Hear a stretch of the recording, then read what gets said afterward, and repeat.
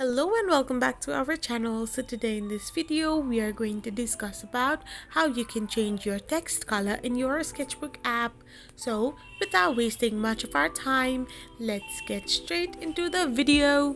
So first and foremost, all you need to do is simply tap open your sketchbook app, and once your app gets opened up, you can simply choose your bristle of your drawing pen, and after this you can simply start writing. Now to change color, press on the color grid option, and once you're here you can choose your color preference of your bristle tip. So now after you have chosen your color of your choice, you can simply draw it, and you can see that it has turned into the color you chose. So now you can choose any color of your text by simply repeating the same steps. So this is how you change color of your text in your sketchbook app. I hope you found this video helpful, so don't forget to hit that subscribe button and do give us a thumbs up.